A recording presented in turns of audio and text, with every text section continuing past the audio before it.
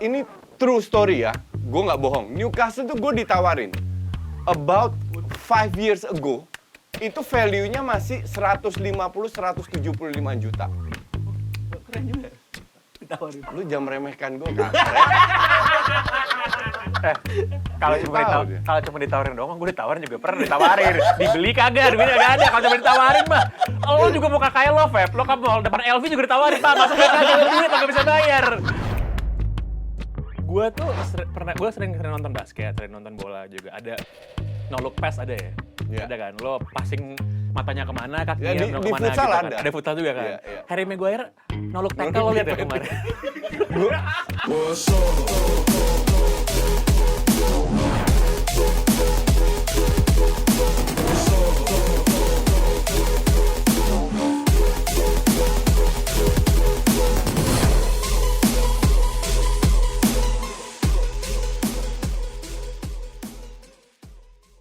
Selamat datang di episode terakhir dari Pangeran Justin Show di Regista. Koci, apa kabar Koci? Terakhir maksudnya? Nggak, gue cuma bercanda doang gue. Biar seru aja gitu. Soalnya gue sering ditanyain kok udah lama nggak keluar videonya. Oh, udah 2 minggu ya? 2 minggu. Apakah acara ini akan bertahan lama gitu kan? Pasti. Semoga jangan cepet-cepet udahan gitu acaranya. Kita doain aja Coach Jason panjang umur ya. Lo kemarin COVID, Coach?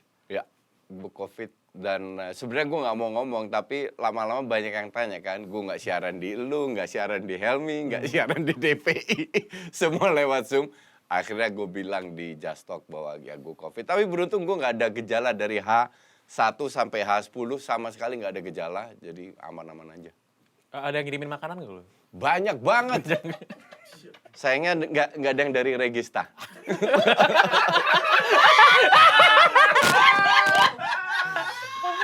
Kita jangan buang-buang makanan ya kan udah Cuman cukup. soal itu nggak kekurangan. Cuman gue mau kasih tahu satu ya. Gue itu tes antigen bukan karena sakit atau apa. Karena gue Jumatnya mau ke Bali. Jadi Kamis gue tes, ternyata positif. Intinya adalah kalau gue nggak ke Bali, gue nggak tes. Gue bisa jadi carrier. Nah ini yang harus hati-hati bahwa mungkin kalau bisa rutin tes ya. Bahwa you never know bahwa lu seorang carrier yang bisa menularkan ke orang lain. Berarti lo mau kasih saran bahwa jangan keberadaan dari lo gitu membuat orang-orang di sekitar lo jadi kena dampaknya, padahal mereka sebenarnya aman-aman aja gitu ya. Iya, bahwa lu harus rutin tes. Intinya jangan merasa lu sehat-sehat aja terus lu pasti negatif. Itu kalau lo satu kena atau satu bermasalah, yang lain kena semua jadi jeblok. Itu tau nggak siapa, Coach? Siapa? Harry Maguire, Coach. Gue kemarin baca sebuah Bentar. Gue sering nonton basket, sering nonton bola juga. Ada no look pass ada ya? Yeah. Ada kan? Lo passing matanya kemana, Ya, kakinya di kemana futsal gitu kan. ada. Ada futsal juga kan? Yeah. Harry Maguire no look tackle lo liat ya kemarin? gue nonton match itu dan ya gini ya, gue kemarin baca sebuah statement, gue lupa dari siapa dan gue sangat setuju dengan statement itu. Dia bilang Maguire itu berprestasi pada saat dengan timnas di Piala Dunia, dengan timnas di Piala Eropa sampai final. Bahkan di tahun pertama di MU, bikin MU kalau nggak salah Team of the Year atau something like that. Artinya ini orang bisa main, ini orang bisa kontribusi. Bahwa dia lagi jeblok, lagi out of form, it happens. Yang jelas dia sudah membuktikan bahwa he's a good defender gitu loh. Dan ini kan bukan Maguire doang. Ini the whole MU kan lagi hancur-hancuran. Ya cuman nggak ada yang lebih parah dari Maguire itu dari satu pertandingan ke pertandingan lainnya nggak berhenti-henti gitu ngelawaknya gitu kan. Nggak, satu, Rashford. Oh iya itu Rashford juga. Hancur-hancuran. Itu juga parah. Cuman Harry Maguire sih menurut gue ya. Dia sering sekali out of position. Kemarin tuh kan dia out of position sebenarnya kan. Iya. Kemarin ada momen juga di mana dia salah antisipasi. Ya. Orang yang terbiasa main FIFA itu tahu gitu kan kalau ada yang mau terobosan gitu, ya lo harus ngejar yang lagi lari, bukan lo liatin bolanya di mana gitu kan.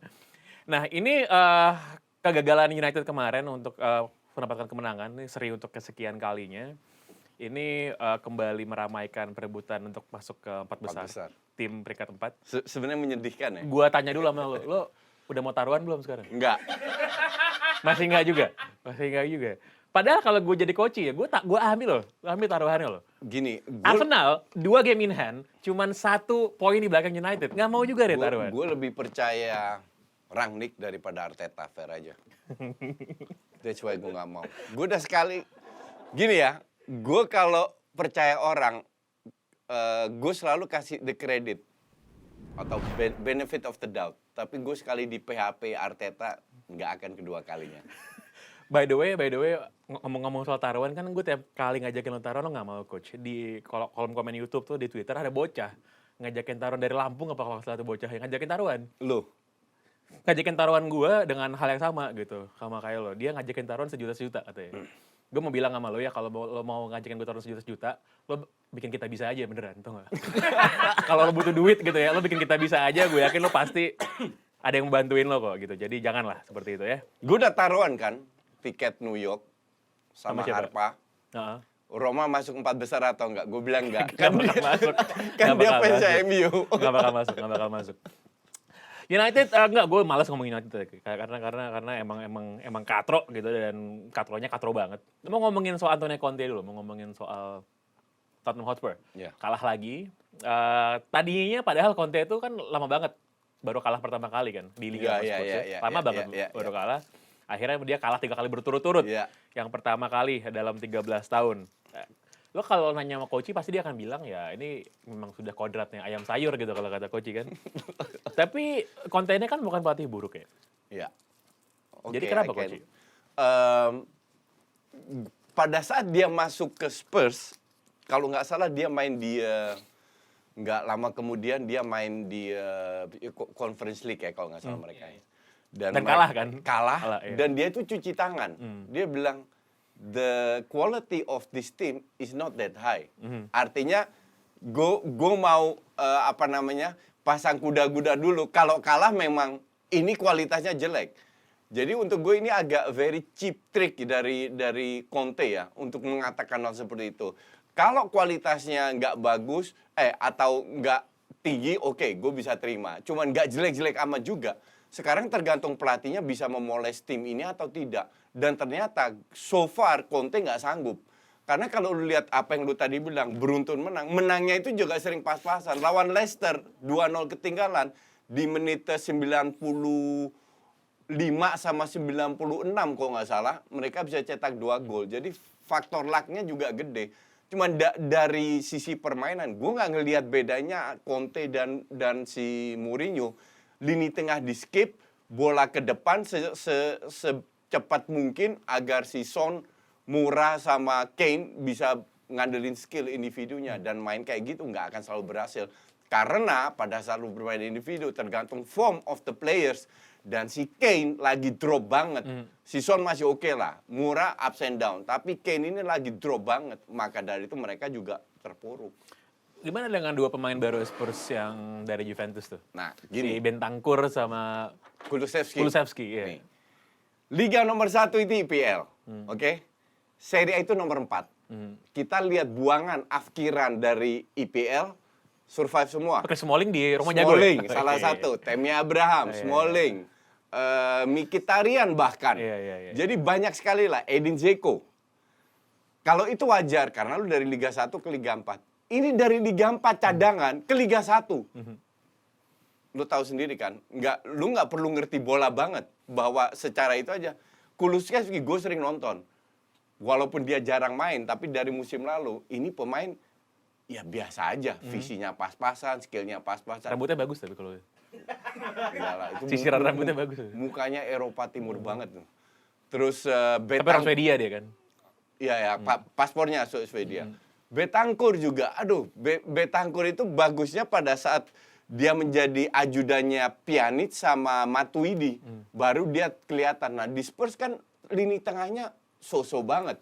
Makanya itu gue nggak ngerti kenapa si Conte mau ambil atau karena Dirteknya yang mantan Juve yang gagal total ditendang dari Juve sekarang di Spurs. Siapa sih ini ya? Fabio Paratici. Ya. Paratici. Apakah dia yang mau? Gue nggak tahu juga. Yang jelas, lu buang kalau nggak salah Ndombele dibuang, Dele Alli dibuang, sama Lo Celso, ya kan? Iya. Sekarang lu mau lu buang 3 pemain yang sudah berpengalaman di IPL, lu datengin 2 pemain yang kualitasnya masih big question mark. Jadi dan sekarang terbukti, gue nggak ngelihat mereka punya kontribusi. Kalau model-model kayak Conte itu kan dia pengennya tuh ini ya, dia pengennya tuh satu Lukaku pasti pengennya kan. Kalau dia bisa beli kan. Iya. Lukaku, dia pengennya tuh wingback yang bisa sprint, dulu Victor Moses tuh gitu-gitu kan. Sekarang kalau lu punya Kane, apa iya lu masih butuh Lukaku? Enggak, maksudnya gayanya dia. Dia Iya, kan selalu iya, pengen iya. yang Oh, kayak iya, gitu iya. kan. Dia pas zaman dia dulu di Chelsea mainnya kayak wingback kan dia butuh Lo bayangin pemain semediocre Victor Moses di tangan Conte pas di Chelsea itu bisa jadi starter dan juara liga gitu. Pemain kayak Marcos Alonso itu kan baru hidup lagi pas baru pas Di si Tuchel, Conte kan. iya. Enggak, baru pas si Conte dulu megang. Oh, Dia jadi oke, wingback oke, soalnya. iya, iya, Pas oke. di Inter juga banyak banget itu pemain-pemain buangan yang jago di sana. Jadi kan. permainannya sangat kebaca kan. Selalu bermain 3 back, serangan dari wing. Oke? Hal kayak gitu itu kan gampang diantisipasi. Sama kayak Tuchel 3-4-3-nya. Awal-awal orang kaget. Ternyata mainnya mereka tarik keluar dengan wing, terus bola ke dalam, direct penetration. Itu sekarang pun juga kebaca sehingga 3-4-3-nya 2 bulan terakhir udah karatan. Ya kan? Dan apakah ada perubahan yang dibuat Conte? Nggak ada. Dan kalau lo lihat juga di klasmen sekarang nih sampai video ini di shoot, gimana pun West Ham tuh masih peringkat 4, coach. Ya. Masih peringkat 4. Ya dia ada 1 game lebih banyak daripada United sama Enggak, Arsenal 2 bahkan game.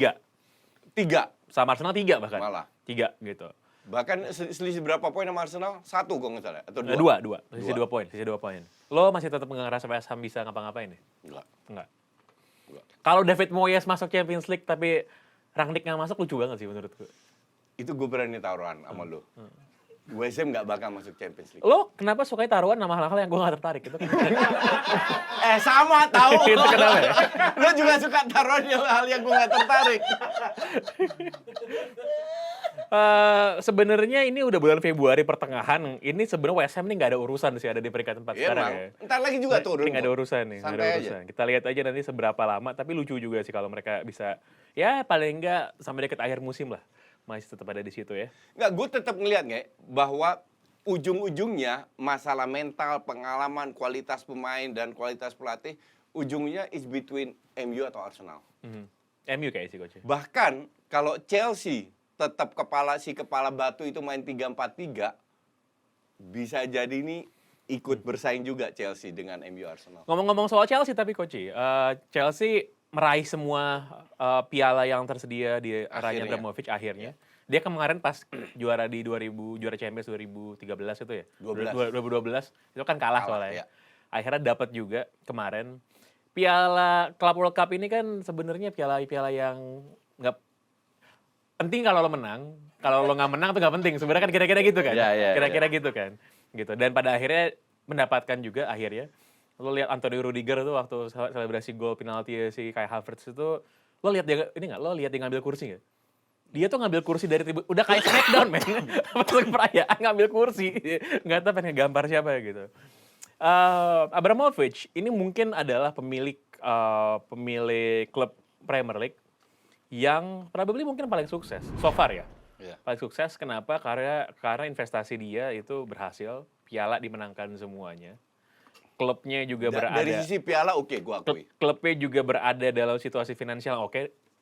Petangga Chelsea itu dulu dibayarin Agree. semua sama Ya, Abramovich kan. agree. Gitu. Dan actually beneran suka sama bola dan beneran suka sama timnya. Karena banyak sekali kan pemilik klub itu yang sebenarnya nggak suka-suka banget sama sepak bola Iya. gitu. Kayak Kroenke. Sama Glazer. Selain Kroenke, oke ya. Buat yang nggak tahu, 2 tahun berturut-turut juara Super Bowl itu di Amerika, dua-duanya adalah oleh klub yang pemiliknya juga pemilik klub Premier League. Tahun kemarin itu Tampa Bay Buccaneers juara, pemiliknya adalah keluarga Glazers. Henry atau Glazer? Itu Glazers. Oh, Glazer, oke. Glazers.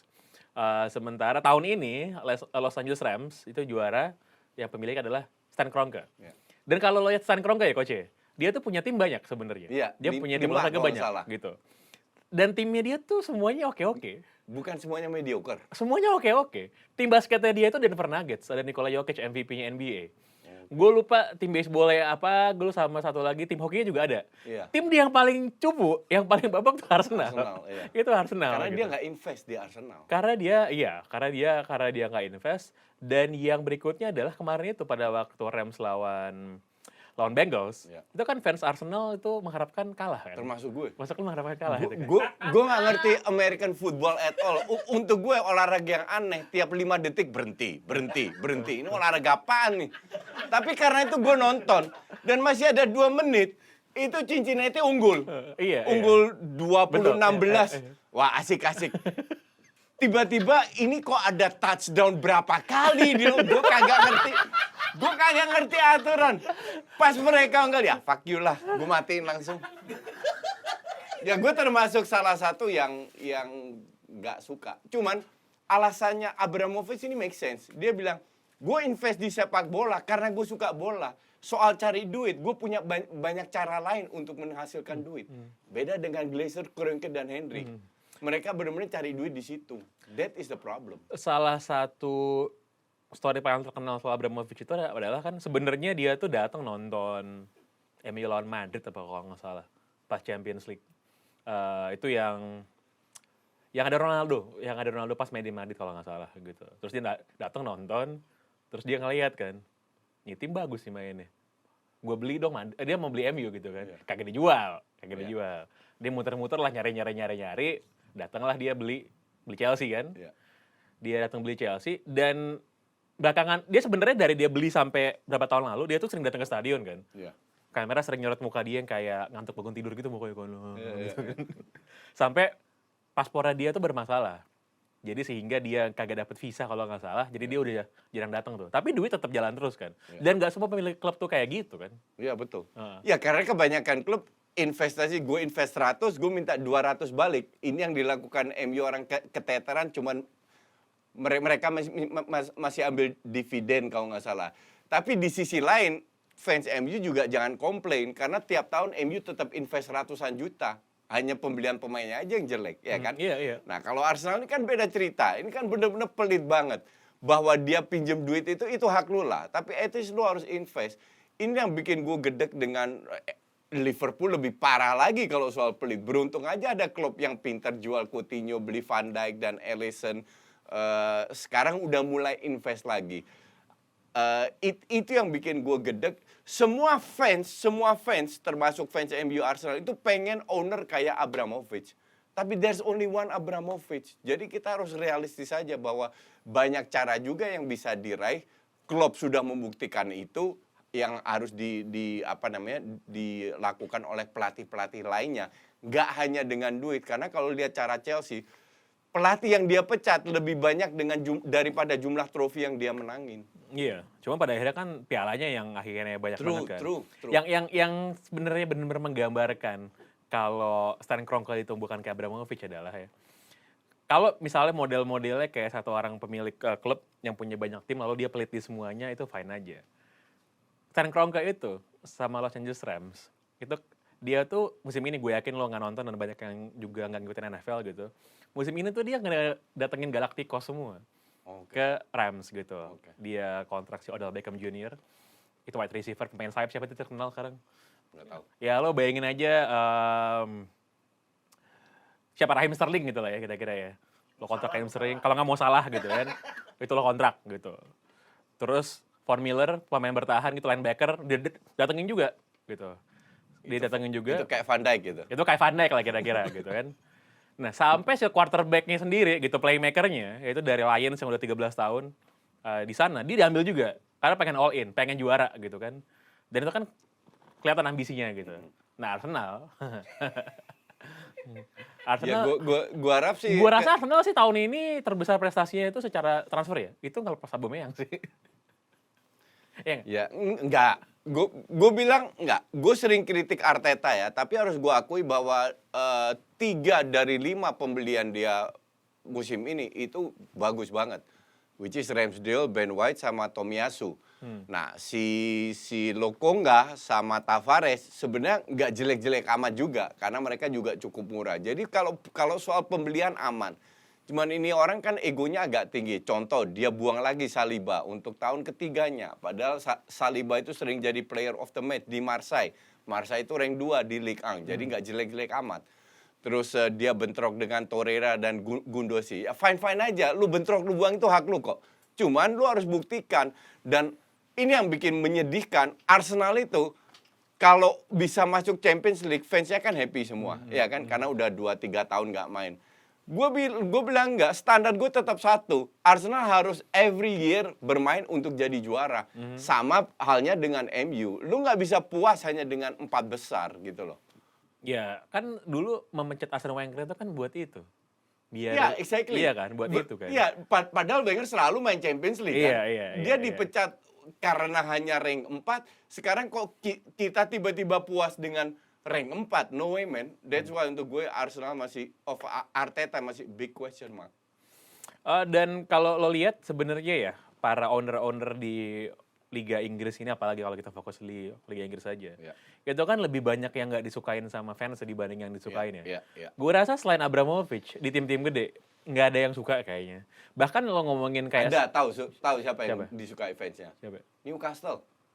Ya kan bukan tim gede, kan belum jadi tim gede mereka. Newcastle lumayan gede lah namanya, sejarahnya. Iya, secara sejarah iya, tapi secara performance sekarang ya, lately gitu. Kalau sekarang enggak. Iya. 10-20 tahun terakhir mungkin, iya. Itulah.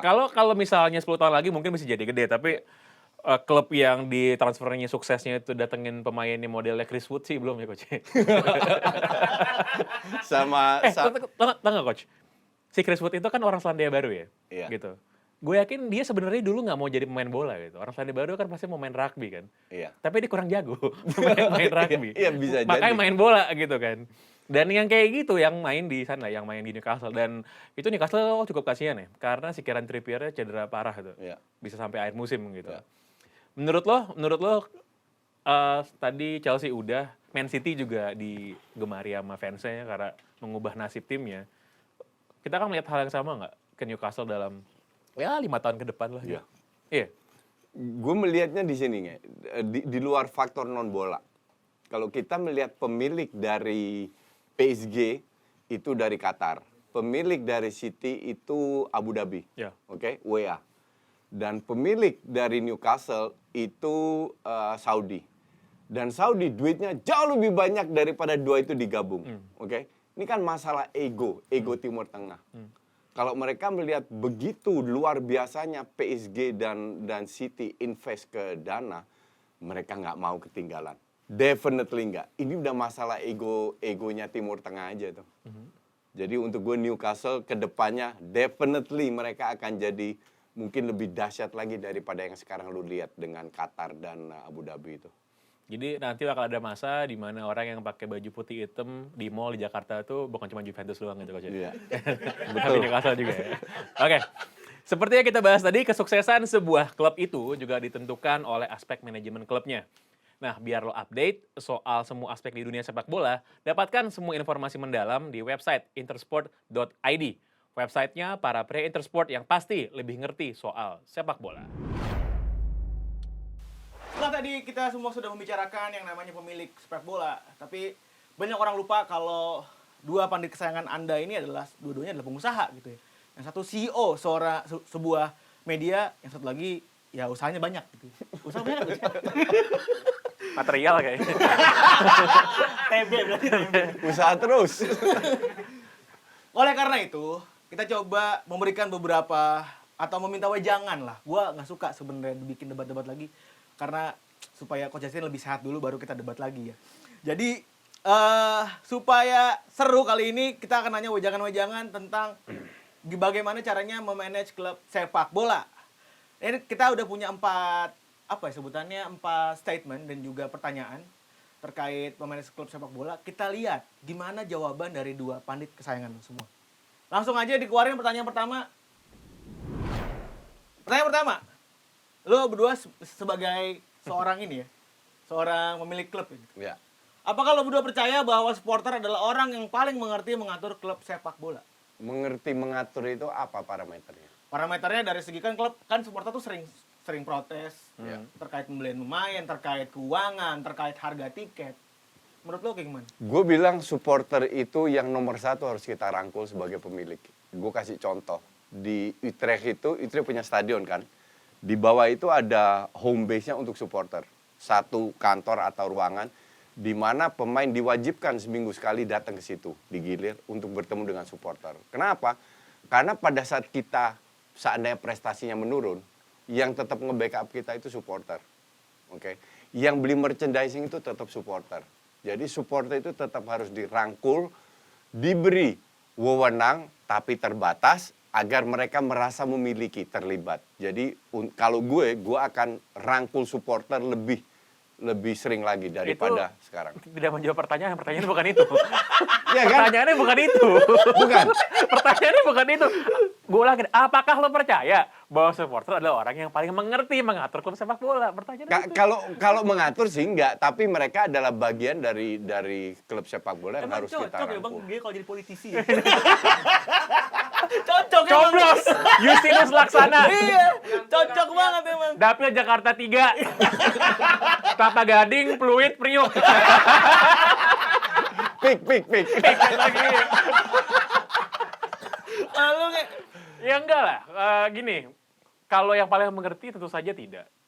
Karena banyak sekali aspek di klub sepak bola itu nggak ada hubungannya sama bola sebenarnya. Hubungan sama bisnis, sama finansial, sama ekonomi, sama accounting yang gue sendiri juga sebenarnya kan ngerti amat juga. Tapi kalau perkara apakah supporter suara harus didengarkan atau paling nggak diberikan tempat atau paling nggak ada forum-forum di mana aspirasi mereka itu dipertimbangkan, itu sih harus memang. Tapi untuk menjalankan klub sepak bola sebagai bisnis, supporter yang tidak punya expertise di bidang itu, ya nggak akan bisa untuk ngejalaninnya gitu. True. Ada beberapa orang di dalam industri sepak bola di Eropa ya, kalau di Indonesia gue nggak tahu, di Eropa gitu, yang sebenarnya backgroundnya juga sebagai fans sepak bola gitu. Tapi Matthew Benham Brentford kan juga tuh dia. Brentford ya, fans iya. Tapi ya rasa kecintaan sama fanatisme aja tuh nggak cukup buat ngejalanin klub gitu kan. Karena kalau lo cuman modal suka sama antusias doang, ngatur klub bola, ya aut-autan gitu. Jangankan supporter ngatur klub bola deh, pemain jago nih, legendaris gitu ya, disuruh pegang timnas ngelatih kayak Maradona. Iya. Apakah gak hancur-hancuran itu Kayak kan? Pele. Iya. Betul. Iya. Betul. Jadi nggak ada hubungan sama itu, sebenarnya itu dua hal yang berbeda Iya, sama sekali. betul. Next. Mending beli klub besar atau beli klub kecil lalu digedein valuasinya. Oh itu jelas. Nih, Gue merem gak usah mikir beli kecil terus digedein. Sama lah. Kenapa? Karena beli klub besar duitnya gede banget, mahal. Iya. Dan itu sebenarnya ada pertaruhan yang sangat besar gitu untuk di sana. tapi apa enggak, maksud gua, ya benar, kalau beli klub kecil tapi juga lo nggak bisa develop jadi besar kan, resiko juga ada juga. Itulah tantangan buat lu, bisa atau tidak. Di The Ringer dua minggu lalu kalau nggak salah, jadi ada sebuah tulisan panjang yang bagus banget. Menceritakan bagaimana orang-orang kaya di Amerika yang sebenarnya itu dia orang-orang ini kaya tapi kagak sekaya Kroenke atau John Henry yang semua punya tim-tim olahraga gede di Amerika ya. Tapi mereka punya duit nih. Mereka tuh lagi shopping di Eropa. Nyari klub-klub kecil, mungkin divisi 2 di negara-negara kayak Inggris atau kayak Italia atau kayak Spanyol, atau nyari di negara-negara kayak Norway, Swedia dan lain sebagainya gitu. Untuk mereka invest, lalu mereka ubah lebih profesional bisnisnya, lalu mereka akan ngejual itu ntar. Karena itu buat ngegedein portfolionya mereka kan. Itu jauh lebih make sense dan jauh lebih lower risk sebenarnya dibanding lo beli klub gede dengan segala persoalan dan duit yang juga akan gila-gilaan banget gitu. Gue kasih contoh ya, Feb. Lu kalau beli klub Premier League nomor 19, 18, 20 itu sudah sekitar 200-300 juta. Oke. Pound sterling. Euro sponsoring lah. Kalau lu beli klub divisi 4, League 2, League 1, League 2, League 1 itu masih puluhan juta. Nah, kalau lu beli klub seperti itu, tapi semua klub Inggris, contoh paling bagus yang itu Tranmere Rovers lah. Karena ownernya bos gue. Mereka itu punya stadion sendiri dan tiap berapa tahun itu rumputnya itu benar-benar diganti. Oke. Jadi stadion kapasitasnya 20 ribuan, kalau nggak salah 25, Liverpool cewek main di situ. Artinya infrastruktur ini yang penting. Kenapa Newcastle dibeli? Newcastle itu, walaupun tiap tahun ancur-ancuran, penontonnya average itu 54-55 ribu. Every match, average loh. Nah ini kan duit semua, itu yang lu lihat. Ngerti nggak? Jadi kalau lu beli klub yang fans base-nya kuat, tapi divisi 1-2, lu bisa menerapkan filosofinya, youth development-nya, dan pelatihnya. Dalam no time bisa naik. Lu kan main FM, Coach Justin main FM gak sih? Kagak. Gue main MPL. Colongan Kasih dia kesempatan nih, masuk nih kan, masuk nih. Dipotong ya. Masuk dia. MPL man. Kasih kesempatan sih. Oke, tapi unik ya kalau tadi Kak Jasin nyebut angka beli klub papan bawahnya Premier League itu di angka 200-an lebih gitu ya. Chelsea itu dulu dibeli masih di bawah angka 200. Tahun 2003. Berarti inflasinya cukup tinggi ya berarti palunya. Newcastle, ini true story ya. Gue nggak bohong. Newcastle tuh gue ditawarin. About 5 years ago, itu value-nya masih 150-175 juta. Jadi orang dari agent dari Inggris langsung via network gue di Eropa ke gue suruh minta cari investor di sini.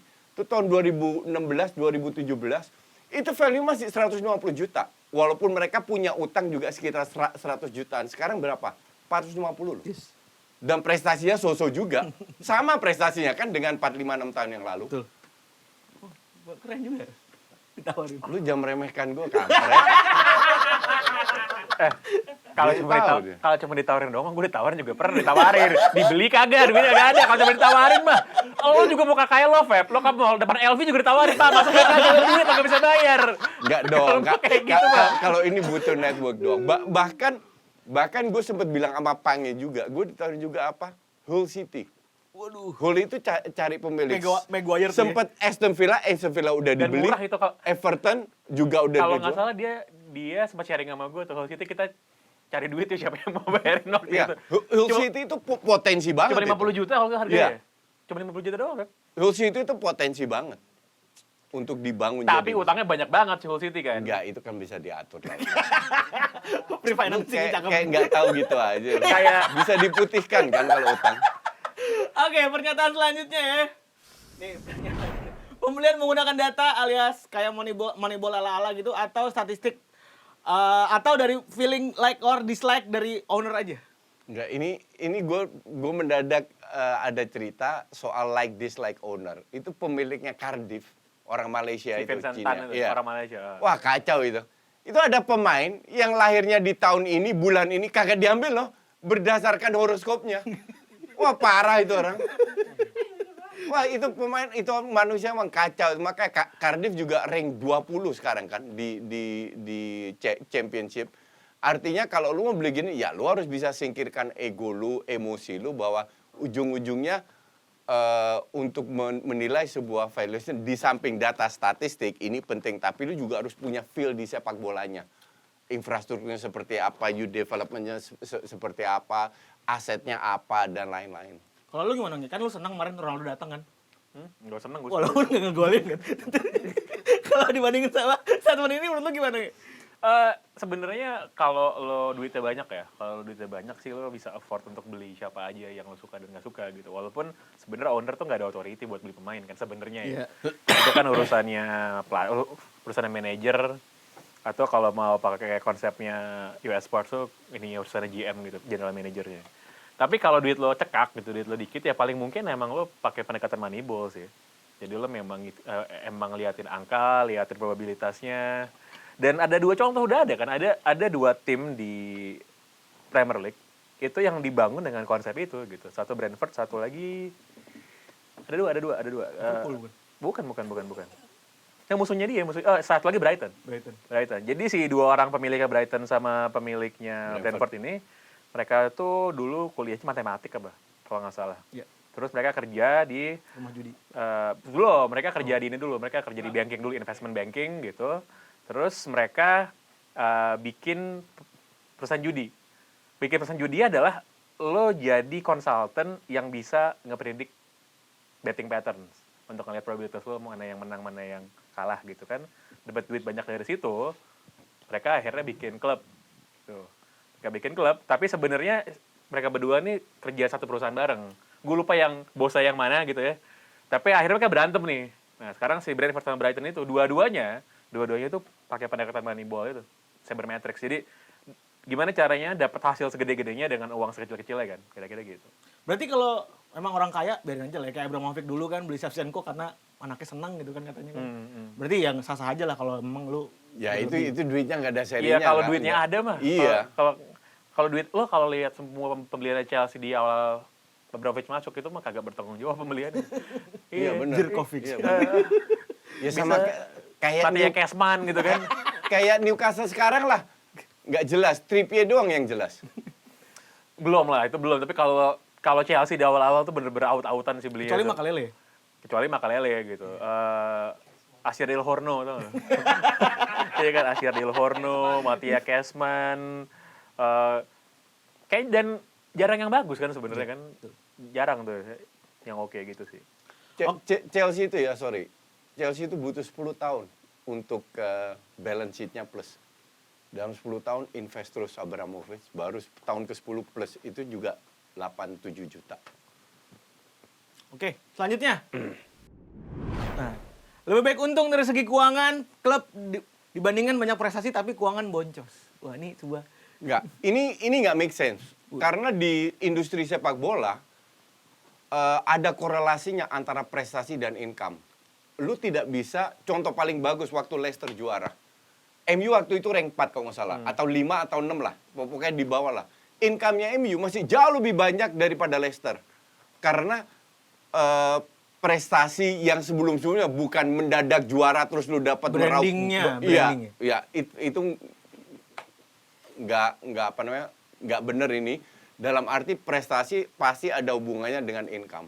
Tapi Leicester kan ketika juara juga nggak dapat banyak perkembangan dari segi finansial. Duit Kalau paling- Pres Mania oke lah. Pres Mania oke lah tinggi. Exactly, maka dari itu mending klub kayak MU yang punya membangun banyak prestasi di dulu-dulunya, namanya naik, brandnya dapat, jadi kalau sekali-sekali jeblok tapi income-nya masih gede. Membela MU. I Nggak tell usah the dibelain truth. sih, nggak usah dibelain. Ini tergantung size klubnya sih Oke. sebenarnya. Kalau lo klub kecil, lo udah pasti lebih mending ini. Lo lebih mending Sustainable ya. balance sheet lo positif lah dibanding ada prestasi gede terus boncos. Atau yang paling menyedihkan sebenarnya klub lo spend duit banyak, hampir sukses tapi nggak sukses. Itu banyak banget contoh yang gagal. Leeds United tuh kayak gitu. Oke, benar. Leeds United tuh spending duit gila banget ya. Pas lagi sebelum bangkrut berarti. Bangkrutnya kan gara-gara itu bangkrutnya. Iya. Bangkrutnya gara-gara mereka spend duit banyak, mengharapkan nanti duit akan balik via TV rights Champions League, terus kagak lolos mereka. Cuma sampai semifinal. Mana sampai semifinal dan di liga mereka di luar dari zona Champions League kan. Matilah klubnya udah. Hancur. Jadi Kayak lo gitu. harus benar-benar tahu how to invest, dan prestasi itu yang penting konsisten. Karena kalau lu masuk Champions League, lu belum tendang satu bola, lu udah dapat 60-70 juta. Nah ada contoh sebenarnya klub yang sekarang-sekarang ini ya, klub yang sebenarnya kagak juara-juara juga gitu, tapi mereka bisa ngejaga salesnya mereka dengan pembeliannya dengan bagus dan secara prestasi juga oke gitu. Itu Atalanta menurut gue. Atalanta tuh kan stabil 4 besar ya. Duit Champions League tuh, duit Champions League tuh masuk mulu tiap tahun tuh kan. Sama Liverpool, keluar duit dikit, income masuk terus. Tapi emang koret, Coach. Kenapa? Emang koret si FSG itu kok pelit tau. Emang. Nah, ya kan dia salah kan orang pertama yang memakai Moneyball Sabermetrics buat juara di liga itu kan John Henry di Boston Red Sox kan. Boston Red Sox itu dia orang pertama tuh yang pakai itu. Gitu. Jadi ya tentu saja kalau dia bisa mengaplikasikan itu di Inggris ya dilakukan. Nggak bisa. Itu sepak bola is different cake dengan olahraga lain dan dengan olahraga Amerika. Mereka beruntung punya klub intinya di situ. Klub yang make money, a lot of money di samping prestasi untuk Liverpool. Ya gue sih mengharapnya mau salah tuh cabut lah dari Liverpool ya. Cabut lah. Sadio Mane itu cabut aja lah. Lu mau- cari lapangan lain yang lebih hijau lah. Mau salah Mane cabut, mungkin kalau turunnya sedikit. Karena selama ada klub, gue yakin Liverpool akan tetap bersaing di papan atas Eropa. Klubnya yang Klubnya yang luar biasa. Nggak juga sih sebenarnya coach. awal-awal klub datang juga lo kasih pemain busuk tetap. Betul, makanya kalau lu lihat setelah 4 tahun yang dia datang awal itu udah hilang semua. Henderson doang yang stay. Yang lain udah diganti semua. Iya. Oke, segitu aja mungkin beberapa wejangan usaha untuk para pemilik dari klub sepak bola dari kedua padik kesayangan Anda. Dan nantikan segmen selanjutnya ya ada Kardus dan Domba of the Week.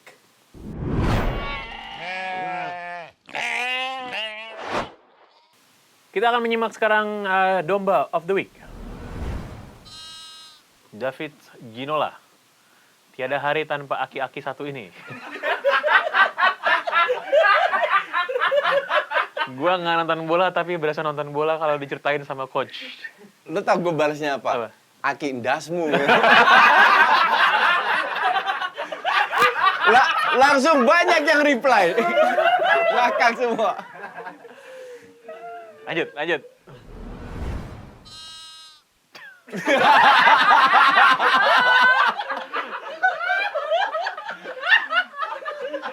Ini tuh lagi acara talk show ya di Berita Satu ya. Ini narsum, kalau nggak salah dia itu Profesor UNER loh. Profesor UNER. Iya.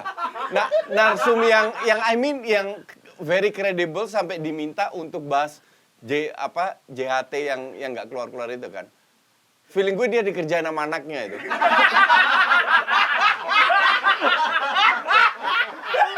Iya kan? Ini nggak? Iya.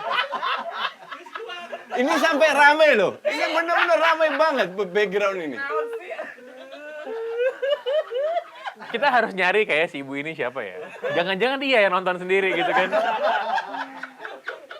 Coach, tapi kan kalau ngomong JHT nih coach ya. Itu kan lo sebenarnya target demografi dari yang dimaksud ini coach. Usia 56 gitu kan. Gue nggak punya pensiun, gue pensiun sendiri, bayar sendiri, kumpulin sendiri, nggak butuh uang dari pemerintah. Oke, siap. Udah habis dombanya? Udah.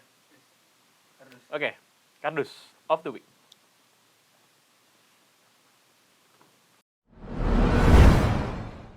Ah, ini mah bukan kardus sih, goblok ini.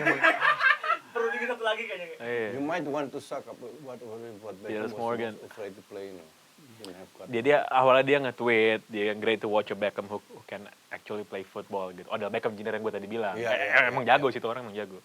Tapi menurut dia, David Beckham tuh overrated gitu.